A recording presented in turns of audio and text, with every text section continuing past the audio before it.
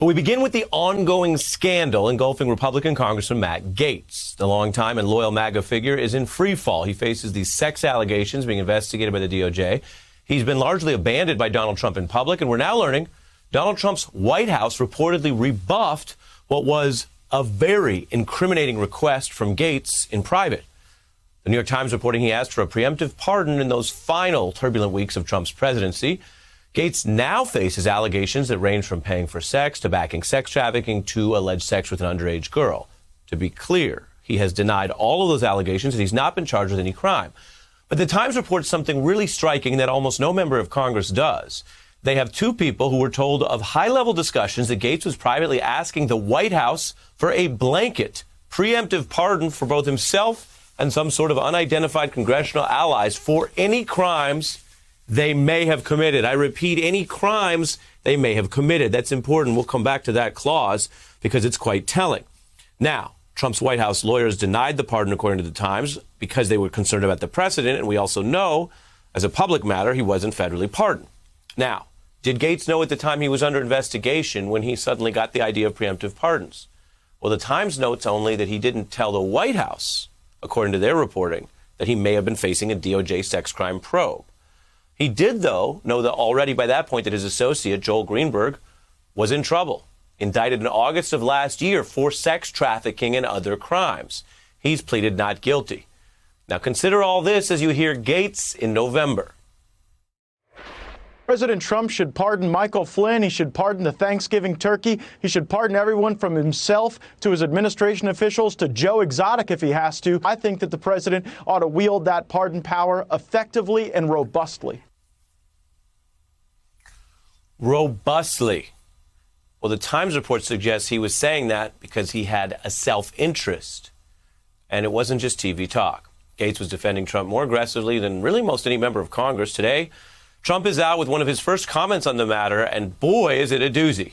It's basically a tepid denial statement where Trump says that Gaetz didn't personally ask him for a pardon. Of course, that's not the only way to ask the White House for one. And then Trump, instead of doing anything to help his supposed friend, his ally, to do any of the kind of bare-knuckle witch hunt type politicking that Trump has done against so many investigations, that's not there for Matt Gaetz. No. All that Trump said was that Gaetz denied the accusations against him. We should note NBC News has also reached out to Gaetz' office for comment. They just referred everyone back to Trump's statement, which itself refers back to Gaetz' statement. If you can keep that all straight. If you remember nothing else, remember this, though. As a legal matter, pardons are for criminals. Let's bring in our experts. Michael Zeldin's a former federal prosecutor. He's host of the podcast That Said with Michael Zeldin. BBC News Washington anchor Katty Kay is here, as is political science professor from Fordham, Christina Greer. Welcome all. Katty Kay, I want to start with you, not on the law per se, but on the sheer political mess that Gaetz seems to be in, and Donald Trump was finally snuffed out to say something, and it wasn't much.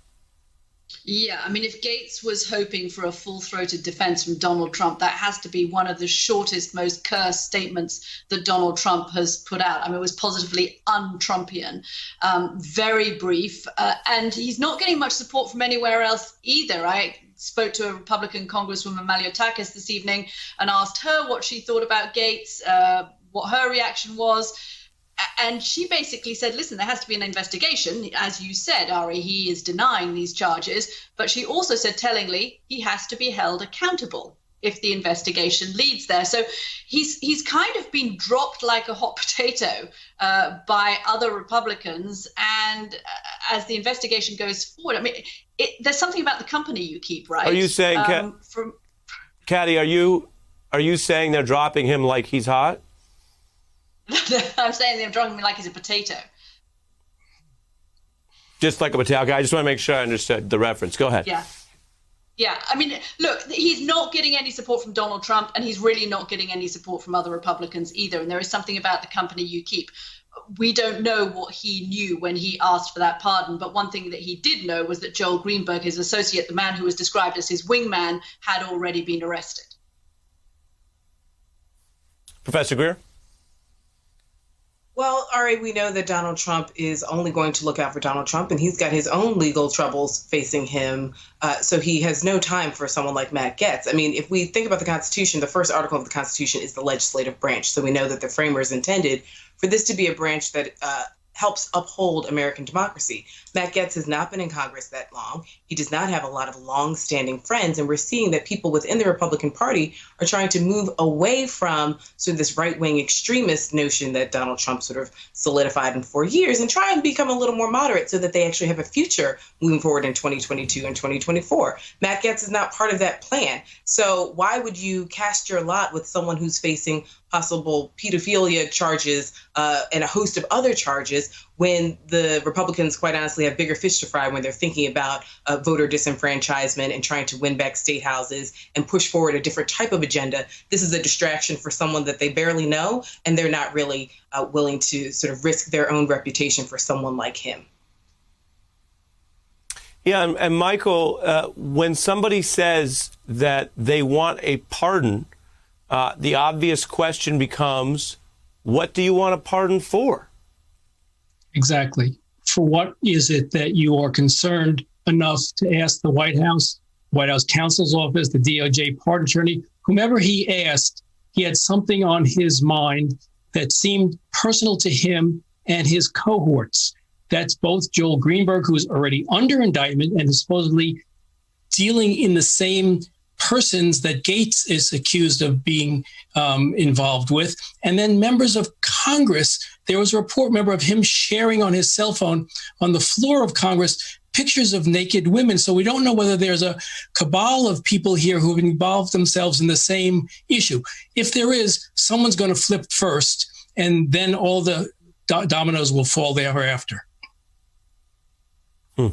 And Katty, I want to play a little bit of what Gaetz was up to politically, because this is obviously with the former president weighing in the way he is and others, it's a political scandal of a kind. Some of what is alleged may or may not be found to be indictable by the DOJ and still raises a lot of questions. And then some of it will play out in the legal process. Politically, though, Gaetz was someone who was going after anyone who disagreed with Trump. I mean, he wasn't so much a Republican as he was a Trumpian. And so going after Liz Cheney or anyone else who stood up to the former president. Take a look. What we see in this impeachment, Chairman Schiff is acting like a malicious Captain Kangaroo. There was ballot laundering going on here. There's basically two things that Liz Cheney has done in the United States Congress: frustrate the agenda of President Trump and sell out. Behind those doors, they intend to overturn the results of an American presidential election. We want to know what's going on. Yeah, look, if the new front line in the Republican Party that determines whether you are pro-Trump or anti-Trump is the election and whether it was stolen or not, which clearly it wasn't, then Matt Gaetz was like the general, the leading charge in that cause. I mean, you couldn't have got more pro-Trump, particularly on that issue of the election, than Matt Gaetz. But I think even President Trump, now whether the reporting, and there have been reports that Trump's initial instinct was to give a full-throated defense of Matt Gaetz, and he clearly backed away from this with this rather terse, very brief statement. Whether Trump, would have liked to have given a much more of a defense of him and has now been persuaded not to, we don't quite know. But this is serious stuff. I mean, this leads into, we haven't got there yet, but this investigation could lead into the realms of, prostitution. There's sex with minors involved with this, and you can see why Republicans are going to be cautious about how much they want to stand up for somebody who is not particularly liked anyway. Hey, I'm Ari Melber from MSNBC. You can see more of our videos right here, or better yet, subscribe to our YouTube channel below. You could have been anywhere in the world, but you're here with us, and we appreciate that.